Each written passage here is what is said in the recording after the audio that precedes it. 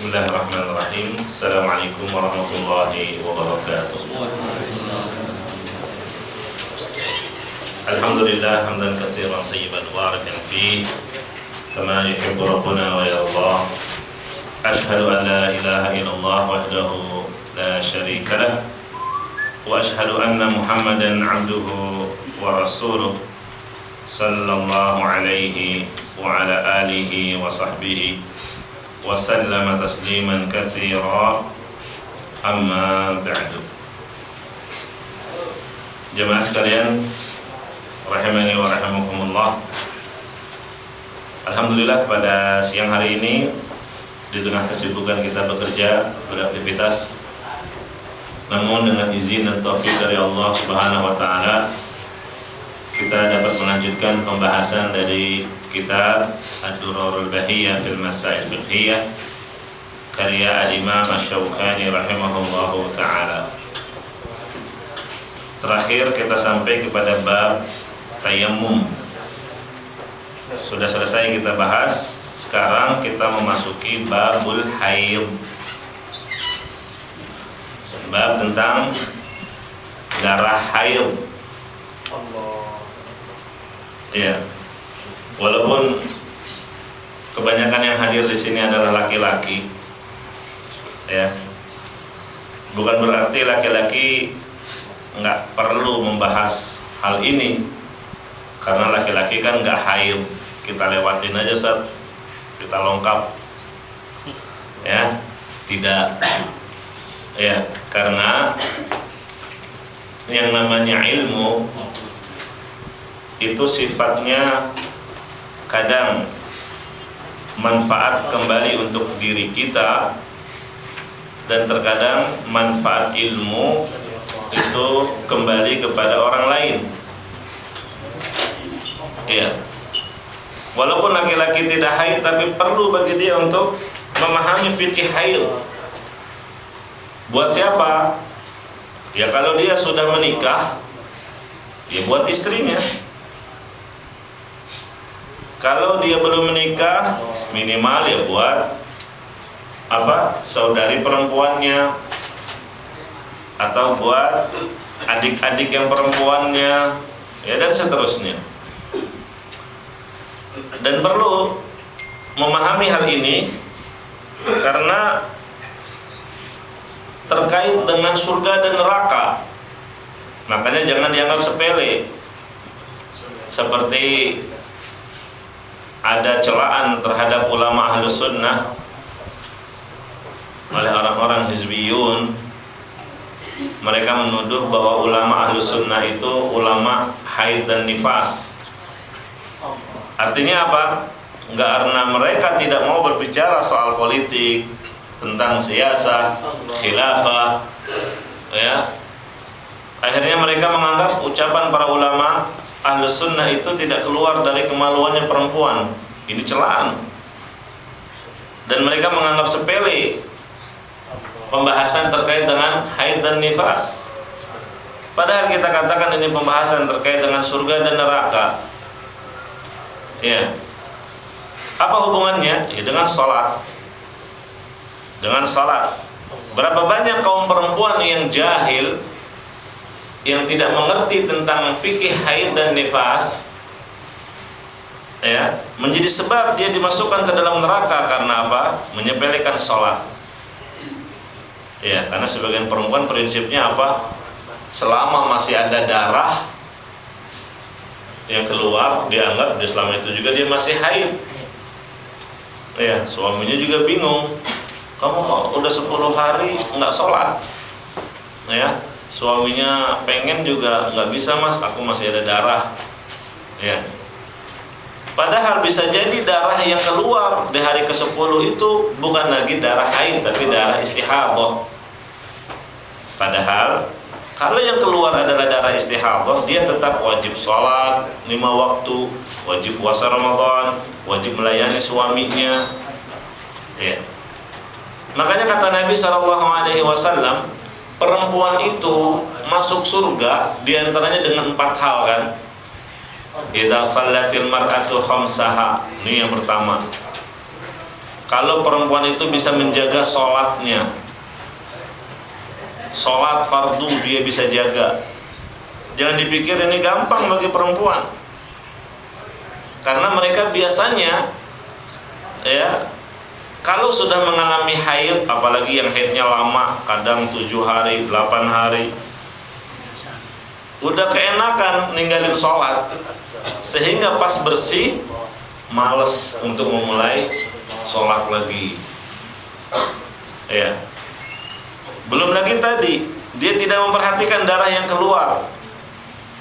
Padahal darah yang keluar bukan darah haid tapi darah istihadah, tapi karena dia nggak punya ilmu tentang fikih haid, dia anggap saya masih haid sehingga saya nggak sholat. Berapa banyak dia meninggalkan sholat. Iya. Yang kedua kata Nabi SAW, wasamat syahraha, dia menjaga puasa Ramadan. Ini juga perempuan menjaga puasa Ramadan karena biasanya datang tamu rutin setiap bulan. Dia meninggalkan puasa karena haid, karena ada kewajiban mengqadha. Sebagian perempuan tidak memperhatikan hal ini. Akhirnya apa? Mereka tidak mencatat hutang puasanya. Wah, tahun kemarin saya haid berapa hari ya? Ya, nggak dia catat. Akhirnya cuma dia perkirakan. Padahal jangankan hutang kepada Allah, hutang kepada manusia aja harus bayar, apalagi hutang kepada Allah. Bagaimana kalau dia meninggal dunia masih punya tanggungan hutang? Berdosa. Gimana untuk menghapus dosanya? Dibayarkan oleh orang yang masih hidup. Ya, bisa anaknya, suaminya, kerabatnya, familinya, kalau dia mencatatnya dan diketahui oleh orang-orang yang masih hidup. Karena Nabi SAW bersabda, man mata wa alaihi siyamun shama anhu waliyuhu. Tuh, barang siapa yang meninggal dunia masih punya hutang puasa, ya, maka dibayarkan oleh walinya. Siapa yang maksud wali? Ahli warisnya. Misal seorang perempuan hutang puasa 8 hari karena haid tahun lalu, ya, tapi dia nggak catat. Dia tunda-tunda pembayaran hutangnya sampai ajal datang tiba-tiba, belum terbayarkan 8 hari hutang puasanya ini. Lah terus ahli warisnya gimana mau bayarin kalau dia nggak pernah menulisnya dan nggak pernah menyampaikannya kepada yang hidup? Mungkin seorang ibu berkata, nak, ingat ya hutang ibu tahun ini 8 hari, nanti kalau nggak ada umur bayarin buat hutang emak 8 hari itu. Kan enak, ada omongan atau ada tulisan di kalendernya, ya. Nah, ini termasuk perempuan yang menjaga puasa Ramadan, ya. Nah, jadi jamaah rahimakumullah, kalau dia punya anak 4, ya, berarti karena hutang puasanya 8 hari, masing-masing anak berarti bayar berapa? 2 hari, 2 hari. Terserah mau puasanya kapan, pokoknya masing-masing anak dibebankan bayar 2 hari, 2 hari, 2 hari. Harapannya apa? Si mayit yang diistilahkan almarhum, ya, di dalam kubur itu bisa terhapus dosa hutang puasanya ini dengan amalan orang yang masih hidup di dunia, gitu ya. Kemudian yang ketiga, kriterianya apa? Setelah dia menjaga salat, menjaga puasa, menjaga kehormatan dirinya, menjaga kemaluannya, terutama di saat suami nggak ada. Dan yang kelima, menaati suaminya dalam hal yang baik, ya. Yang saya maksud, jangan sepelekan pembahasan tentang fikih haid dan nifas, ya. Jemaah rahimakumullah,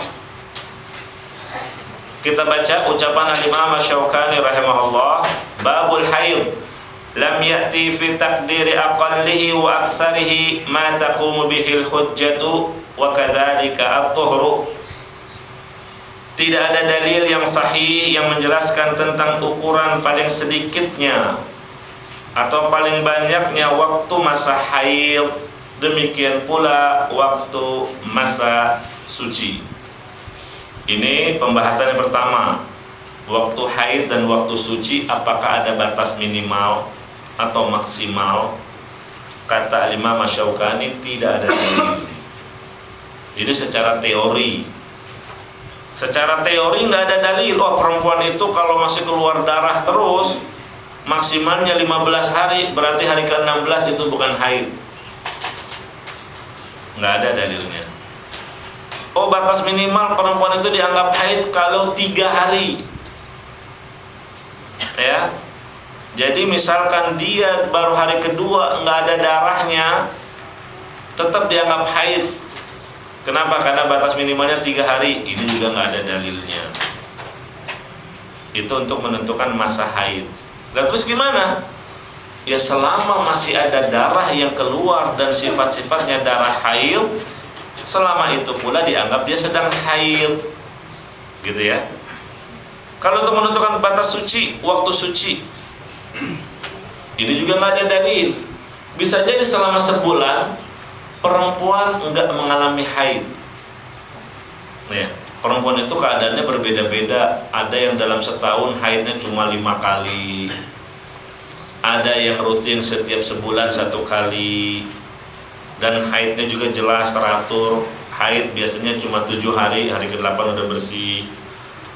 Ada juga perempuan yang haidnya sebulan malah 2 kali. Beda-beda. Makanya secara teori tidak ada dalil yang sahih yang menjelaskan tentang batas minimal atau maksimal masa haid. Begitu pula waktu masa suci. Jelas ya? Ini secara apa? Teori. Tapi kalau berdasarkan kenyataan, ya beda. Kalau kenyataannya perempuan itu haid biasanya 7 atau 8 hari. Ya, jangan sangat sedikit yang lebih dari itu. Bahkan kata fuqaha kebanyakannya itu 15 hari. Itu udah maksimal perempuan keluar darah haid 15 hari. Ya, itu kenyataan. Tapi secara teori memang nggak ada dalilnya. Jemaah rahimakumullah. Secara umum perempuan itu ada yang haid dan ada yang tidak ya. Kalau yang tidak haid ya biasanya karena sudah menopause ya, ini permanen, atau masih kecil, atau karena rahimnya diangkat, atau karena hamil ya. Nah, perempuan yang nggak mengalami haid selama itu dia dianggap suci terus, wajib sholat dan wajib puasa Ramadan ya. Nah, jemaah rahimakumullah, apa sih darah haid itu? Ya, darah haid itu pada asalnya adalah makanan yang telah Allah siapkan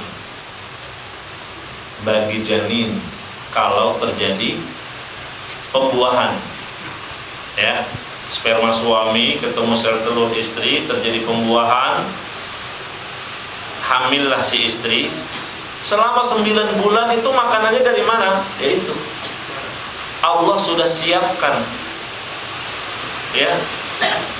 Kalau tidak terjadi pembuahan, makanan yang sudah Allah siapkan di dinding rahim ini mengalami penebalan. Semakin bertambahnya hari menebal sampai batas waktu tertentu dia pun luruh dan keluar menjadi darah haid. Makanya selama perempuan itu masih mengalami haid sebagai tanda bahwa dia masih subur. Jelas ya? Jadi ada hubungan kesuburan dengan haid yang dialami seorang perempuan. Ya, selama dia masih haid, selama itu juga kemungkinan dia masih bisa untuk hamil lagi. Nah, apa hubungannya? Tadi sudah dijelaskan. Kemudian jemaah rahimakumullah, sekarang kita akan bahas keadaan perempuan yang mengalami haid. Ada empat, ya. Yang pertama, perempuan yang punya adat itu artinya punya kebiasaan rutin, ya, punya kebiasaan rutin. Gimana untuk menganggap seorang perempuan dia sudah punya adat kebiasaan haid? Karena nanti gampang kalau dia mengalami permasalahan masalah haidnya. Misal perempuan punya kebiasaan haid 7 hari, misal ya, 7 hari. Suatu masa dia heran, kok saya sudah 7 hari haid, ini hari ke-8, hari ke-9, bahkan hari ke-10 masih keluar darah. Gimana ini? Ibu biasanya haid berapa hari? 7 hari biasanya. Tapi ini kok hari ke-8, ke-9, ke-10 masih keluar darah haid. Kata Imam Asy-Syaukani rahimahullah, lihat, fadzatul 'adatil mutaqarrirati ta'malu 'alaiha. Perempuan yang punya kebiasaan waktu haid, sudah punya adat, maka dia beramal berdasarkan kebiasaannya. Tuh. Dia cukup beramal sebagaimana kebiasaan haidnya dia. Gimana maksudnya? Kalau kebiasaan haidnya 7 hari, maka hari ke-8 dia tetap mandi janabah, mandi bersih, basah ujung rambut sampai ujung kaki. Loh, kan masih keluar darah. Kita katakan darah yang keluar di hari ke-8 dan seterusnya tidak lagi dianggap sebagai darah haid. Itu darah istihadhah. Darah apa? Istihadhah. Darah karena penyakit. Sedangkan perempuan yang istihadhah harus kembali, wajib sholat 5 waktu. Kalau itu bulan Ramadan, wajib berpuasa Ramadan. Kalau suami menginginkannya, wajib melayani suami. Itu perempuan yang istihadhah statusnya sama seperti perempuan yang suci. Gitu. Ini untuk golongan perempuan yang pertama yang sudah punya adat kebiasaan. Cuma bagaimana untuk mengukur bahwa ini perempuan punya adat, sudah punya adat kebiasaan rutinnya? Caranya dengan apa? Kebiasaan haidnya secara berturut-turut, minimal 3 kali berturut-turut. 3 kali berturut-turut. Misal ada seorang perempuan baru balik, ya, umurnya udah 13 tahun misal. Kaget dia, kok keluar darah. Dia cerita ke mamanya, kata mamanya, kamu sudah balik. Nah, itu namanya darah haid, gak usah panik, itu darah kebiasaan perempuan. Oh, ya sudah. Ini baru pertama kali haid dia nih. Ya, misal bulan Januari haid. Kemudian dia mengalami haid 5 hari. Hari ke-6 bersih, stop, nggak lagi keluar darah. Oke. Nanti bulan depan, ya, jangan bulan Masehi deh, kita kasih contoh Muharram, ya. Bulan kedua, bulan Safar, haid lagi dia. Si anak ini haid lagi, sama 5 hari. Hari ke-6 bersih, gitu ya. Ketentuannya untuk menganggap ini anak berarti adat kebiasaan haidnya 5 hari. Dia punya adat 5 hari. Nanti kepastiannya kapan? Bulan depan. Rabiul Awal. Kalau ternyata di bulan Rabiul Awal dia haid dan masa haidnya juga 5 hari, hari ke-6-nya bersih, berarti anak perempuan ini digolongkan perempuan yang punya adat, punya kebiasaannya masa haid 5 hari. Ya. Ternyata di bulan Rabiul Akhir atau di bulan Rajab, ya, atau di bulan Ramadan. Di bulan Ramadan kok biasanya hari ke-6 bersih, ini hari ke-6 masih ada darah, masih keluar. Ya, hari ke-7 juga masih keluar. Hari ke-8 masih keluar, hari ke-9 bersih. Nah, gimana nih? Tadi kaidahnya, perempuan yang sudah punya adat, maka dia menganggap dirinya haid sesuai dengan adat kebiasaannya. Karena adat kebiasaannya 5 hari, berarti hari ke-6, ke-7, ke-8 dianggap sudah bersih. Dan jangan pedulikan darah yang keluar itu, ya, jangan dianggap itu sebagai darah haid, tapi darah istihadah. Paham? Untuk golongan yang pertama, ini yang masih gampang nih. Kecuali kalau dia mengalami perubahan adatnya. Emang bisa? Ya bisa. Tadinya adatnya 5 hari berubah jadi 7 hari, misal. Ya, bisa. Contohnya tadi anak ini, pas di bulan Ramadan biasanya 5 hari, hari ke-6, hari ke-7 kok masih keluar. Karena dia sudah tahu ilmunya, ini hari ke-6, hari ke-7 dianggap bukan haid, dia pun puasa Ramadan, kan gitu ya. Dia sholat.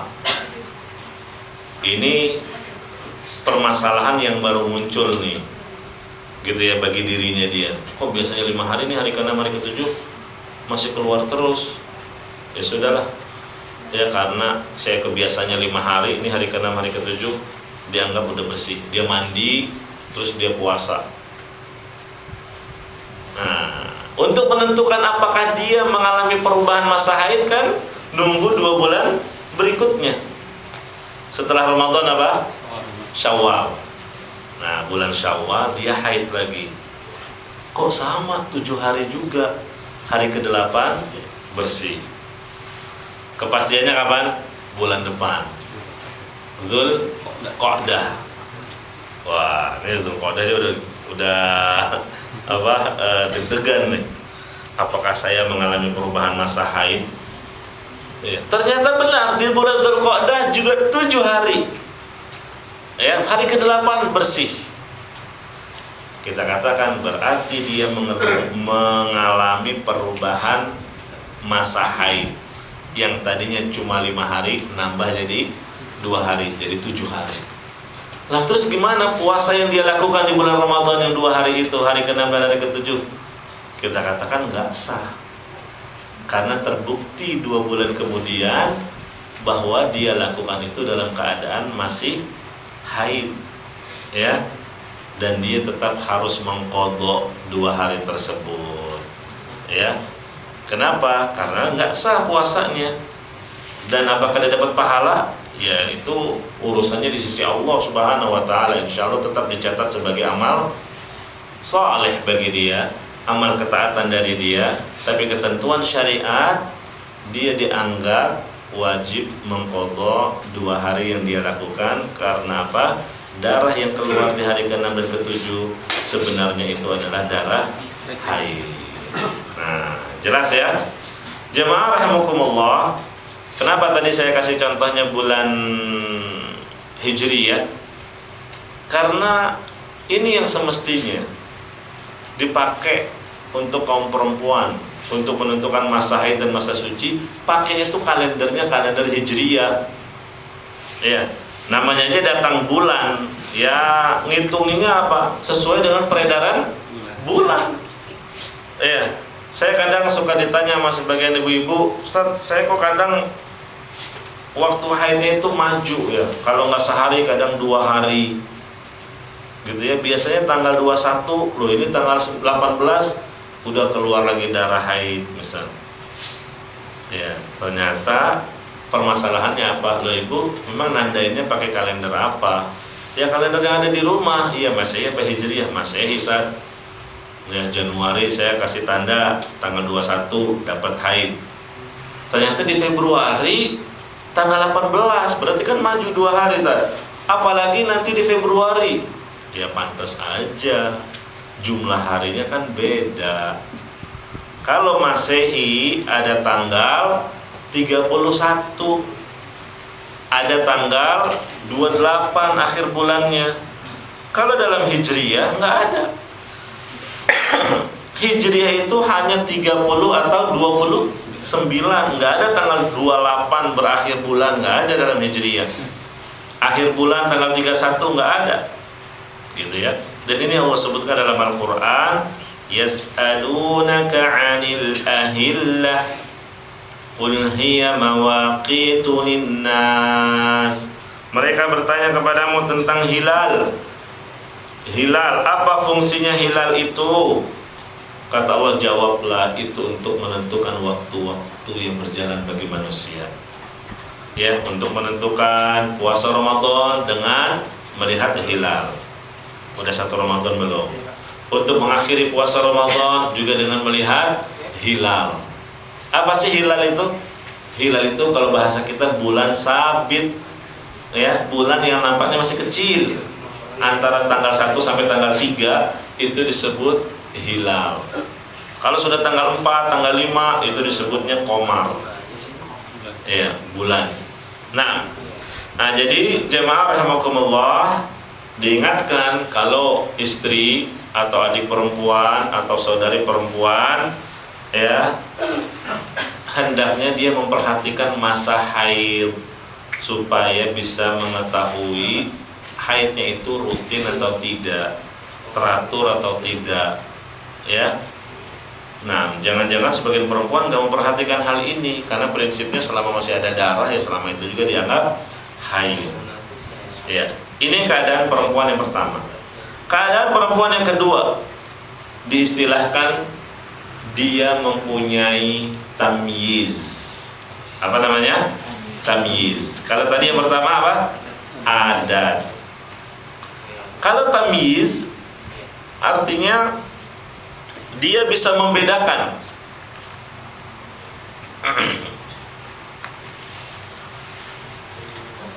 darah yang keluar itu berbeda antara darah haid dengan darah istihadhah. Nah, ini darah haid dan istihadhah. Tadi kita katakan darah perempuan itu ada darah perawan, ini nggak terkait dengan hukum. Ada darah haid, ada darah istihadhah, ya, dan ada darah penyakit, gitu ya. Apa sih bedanya darah haid dan istihadhah? Darah istihadhah dan darah haid bedanya satu, dari sisi warna. Dari sisi apa? Warna. Kalau darah haid itu warnanya kehitam-hitaman, sedangkan darah istihadhah merah, ya, merah seperti darah secara umum. Kalau haid kehitam-hitaman. Ini yang pertama dari sisi warna. Yang kedua dari sisi kepekatannya atau ketebalannya. Darah haid itu tebal, pekat, sedangkan darah istihadhah tidak. Ya, dia tipis. Yang ketiga dari sisi baunya. Kalau darah haid itu bau, sedangkan istihadhah tidak bau. Sama seperti darah umum, ya, mungkin hanya bau amis gitu, ya, tahu nggak ada baunya malah. Kemudian yang keempat dari sisi sebab keluarnya. Tadi di awal sudah dijelaskan kalau darah haid keluarnya dari mana? Rahim. Ya, rahim. Karena darah haid itu makanan yang Allah siapkan untuk si jabang bayi. Kalau terjadi pembuahan, kalau nggak terjadi pembuahan, dia mengalami penebalan sampai masa tertentu keluar luruh dan keluar menjadi darah. Berarti sebab keluarnya dari rahim. Kalau istihadhah bukan dari rahim, tapi dari urat yang pecah. Dan Nabi mengatakan inna madzalikal irqu, darah yang keluar istihadhah itu dari urat. Bisa juga karena dari satu penyakit, karena ada miom atau karena satu dan lain hal, ya, yang intinya dia bukan dari rahim. Yang kelima, setelah keluarnya darah, haid dan istihadhah itu beda. Ya, kalau haid dia menggumpal dalam rahim, setelah itu mengalir keluar. Kalau istihadhah awalnya mengalir dan biasanya setelah itu dia menggumpal. Gitu ya. Ini perbedaan antara haid dan istihadhah, ada 5. Nah, kalau perempuan yang punya tamyiz, cukup dia bedakan darah yang keluar. Cukup dia bedakan darah yang keluar. Selama yang keluar darahnya itu memiliki sifat-sifat darah haid, maka selama itu juga dia dianggap haid. Ya, ini darah yang keluar kok ciri-cirinya darah haid semua nih, warnanya kehitaman, berbau, ya, kental, tebal, ya. Maka selama itu dianggap haid. Kalau yang keluar itu tidak memiliki sifat-sifat darah haid, ya, misalnya keluar kok ini jadi merah, nggak lagi tebal, nggak berbau, berarti dia suci sudah. Nah, ini yang dimaksud keadaan perempuan yang kedua, dia punyanya tamyiz. Ya. Nah, yang ketiga, nih, punya dua-duanya nih, punya adat dan punya tamyiz. Mulai punya adat dan punya tamyiz. Ini ada 2 keadaan. Kalau tamyiz dan adatnya tidak saling bertentangan, ini nggak ada masalah. Nggak ada masalah. Misal di masa haid, di biasanya tanggal 21 sampai 25 itu haid. Betul. Tanggal 21 keluar darah haid. Sifat-sifat yang keluar dari tanggal 21 sampai 25 semuanya ciri-ciri darah haid. Ya. Tanggal 26, 27, 28 masih keluar darah. Sifat dan ciri-cirinya bukan lagi ciri-ciri darah haid. Nah, ini gimana? Kan berarti nggak bertentangan. Dari tanggal 21 sampai tanggal 25 dia dianggap haid. Tanggal 26 karena yang keluar tidak memiliki sifat-sifat darah haid, maka dia dianggap sudah suci. Ini dianggap nggak ada pertentangan antara tamyiz dan adat. Yang repot kalau yang kedua, tamyiz dan adatnya ada pertentangan. Misal dia biasanya tanggal 21 haid, betul, keluar darah.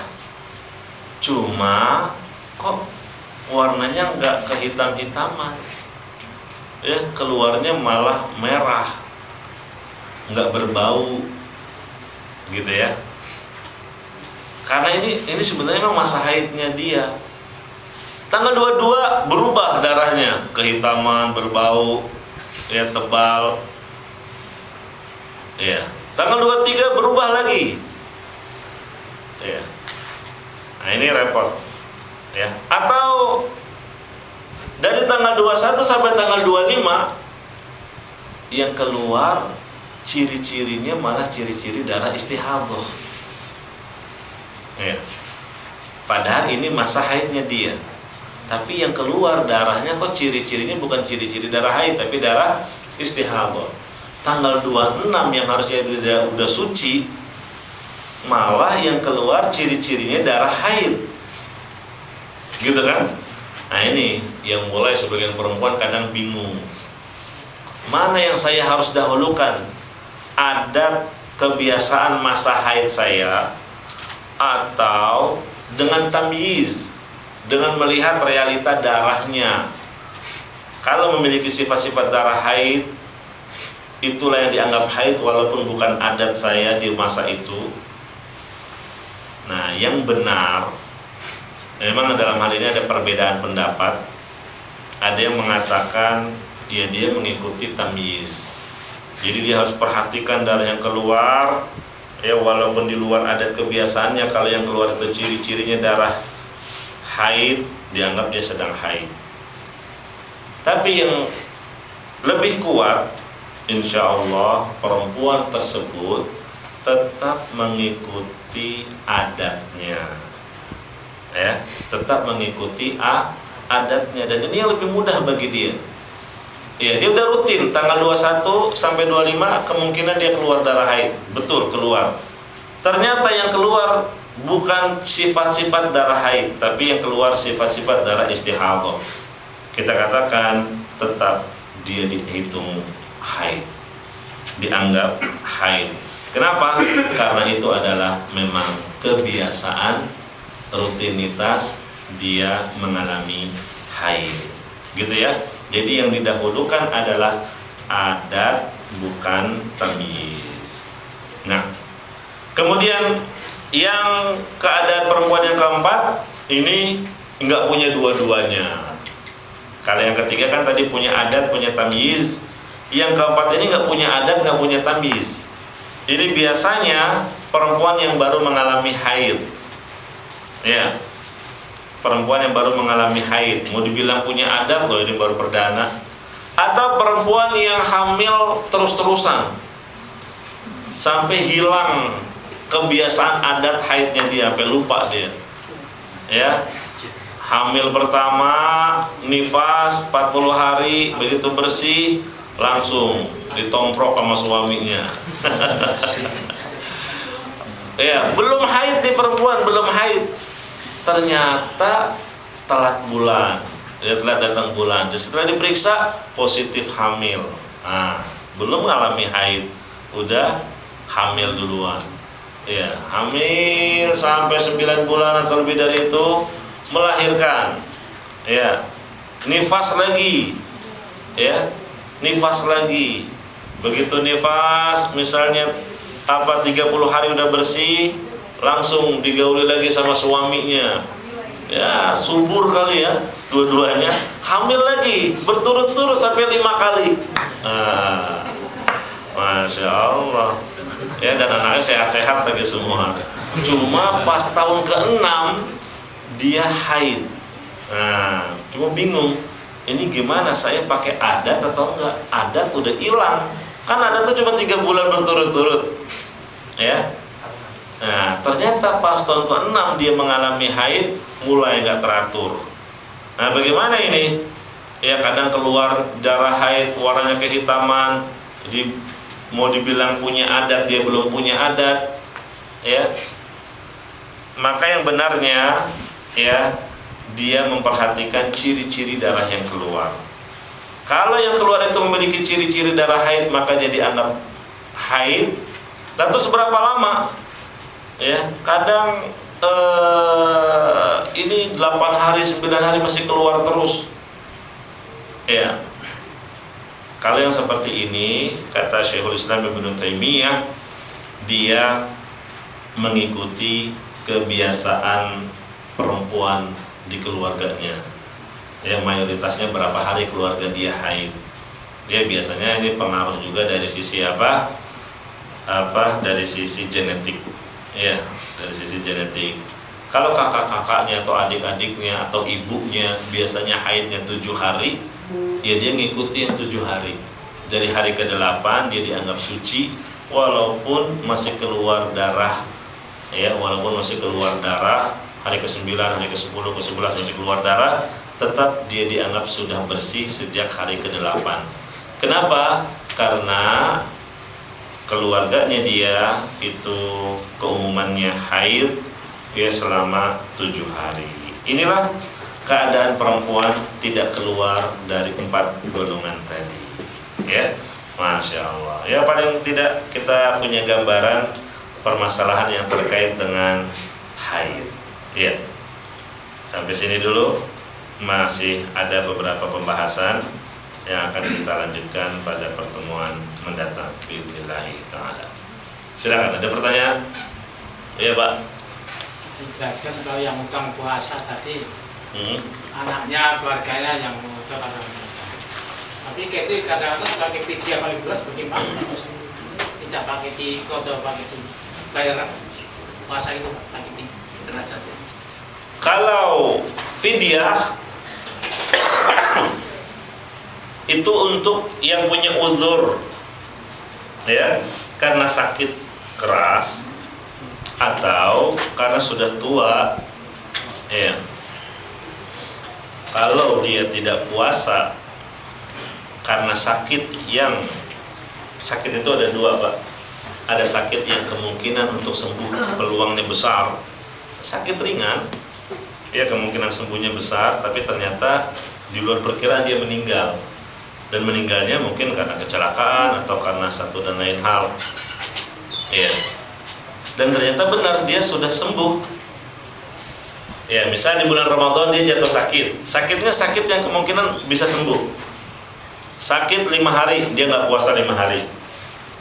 Setelah Ramadan di bulan Syawal dia sehat, cuma nggak segera bayar nih yang 5 hari, ya. Padahal 1 bulan ada masa buat bayar utang. Di bulan Dzulqa'dah dia meninggal dunia, gitu. Di bulan Dzulqa'dah dia meninggal dunia, sementara belum bayar utang 5 hari. Ini nggak bisa dibayar dengan fidyah, ya, harus dibayarkan dengan puasa, begitu. Kalau fidyah itu untuk sakit jenis yang kedua, sakit yang parah, kecil kemungkinan untuk sembuh, ya. Dan ternyata benar aja, ya, benar saja. Selama Ramadan dia sakit, dibayarkan fidyah cukup. Di bulan Syawal sakitnya semakin memburuk dan meninggal dunia di akhir bulan Syawal. Makanya seperti ini yang dibayarkan fidyah, nggak perlu dibayarkan utang puasa. Kenapa? Karena dia punya uzur, sakit dalam menjalani ibadah puasanya, dan sakitnya masuk kategori sakit parah. Jelas, Pak? Semoga bisa dibedakan, ya, bisa membedakan antara sakit yang parah dan yang tidak. Banyak banget ini perempuan. LR ini. Iya.